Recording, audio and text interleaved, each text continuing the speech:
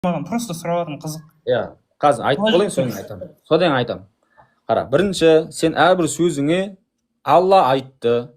Одан кейін бар оның елшісі айтты. Пайғамбар саллаллаху былай деген, былай деген, былай деген деп дәлел келтіре бересің. Үшінші, пәлен сахаба айтты, Абу Бәкір айтты, Омар айтты, Усман айтты, Али ибн Аби Талиб айтты. Осылай келу керексің, осы ретпен. Мен саған қара, Аллахтың аспанда екендігіне аят келтірдім.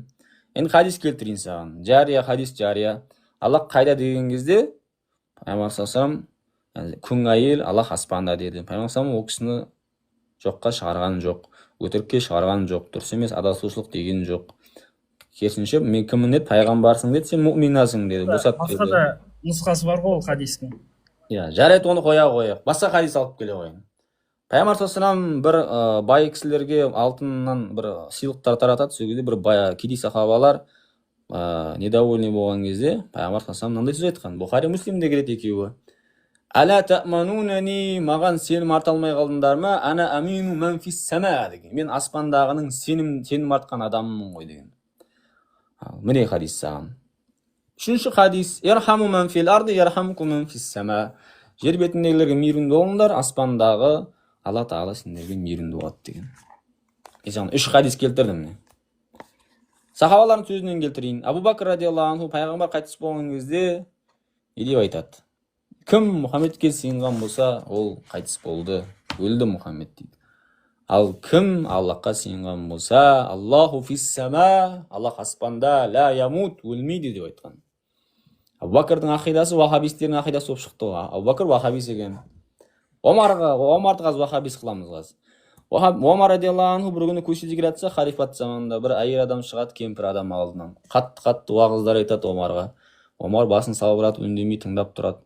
Қасындағы нөкерлері әйелге жекейді: ей әйел, қойыңыз болды, мұъмининге сонша уағыз айттыңыз ғой дейді. Сөйде Пайғамбар саллаллаху Омар радиаллаху анху қасындағы кісіге жекіп жібереді: жап аузыңды, білесің ба бұл әйел кім екен? Бұл Хаула ибн Сағлаба дейді.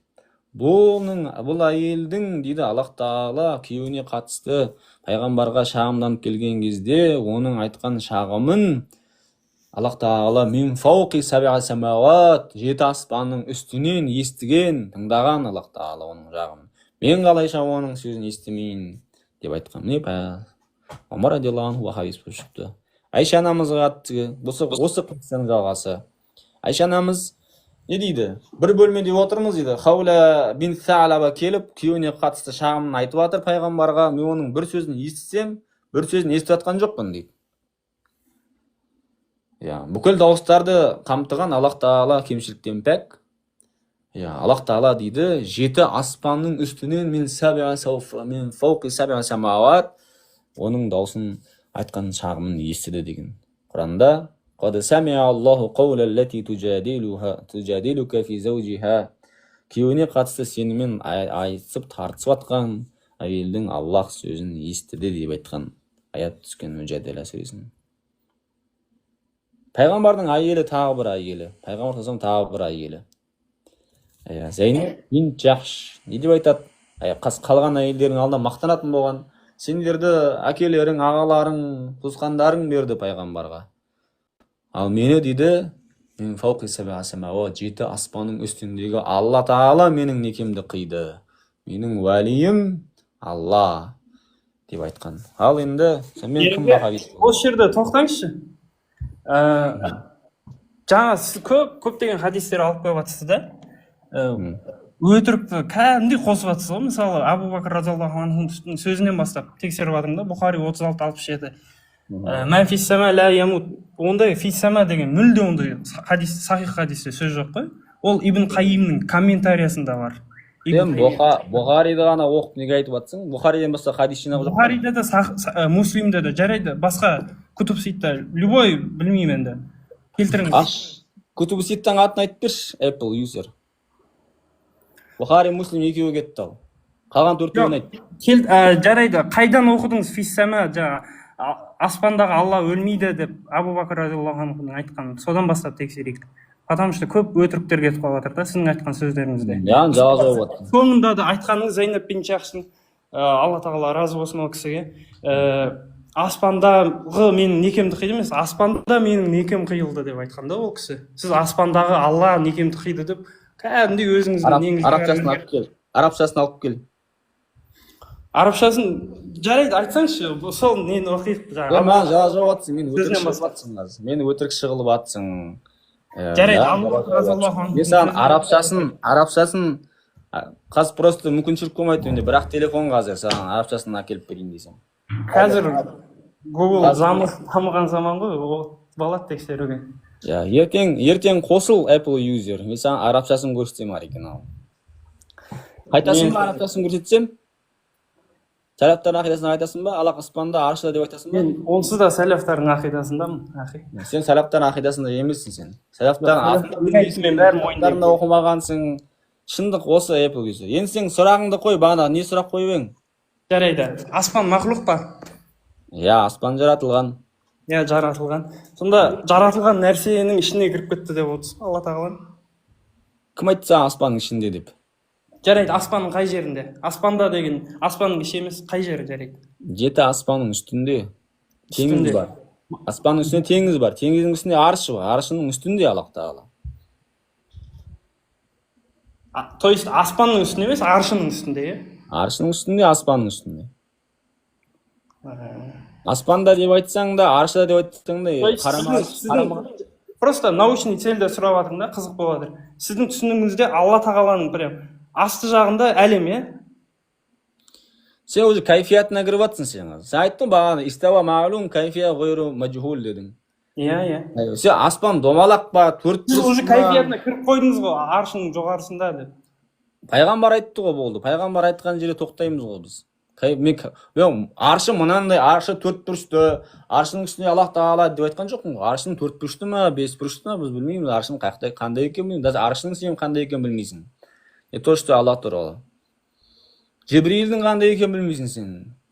Жибрил алейхиссалам көрген жоқ ешкім. Жибрил алейхиссалам түгіл, өзіміздің нәпсіміздің қандай екен білмейміз, ақи. Өзіміздің рухымызды білмейміз біз. Пайғамбар саллаллаху айтқан жерде тоқта. Мен саған хадис келтірдім. Мен хадис келтіре ғой сен маған. Хадис сахабалардың сөзін келтір. Аллах мекенсіз. Аллах тағала аспанда емес, аршыда емес деген осы үш сөз міне. Мекенсіз, аспанда емес, аршыда емес деп айтқан сахабалардың сөзін келтірші маған. Әкелші дәлелін.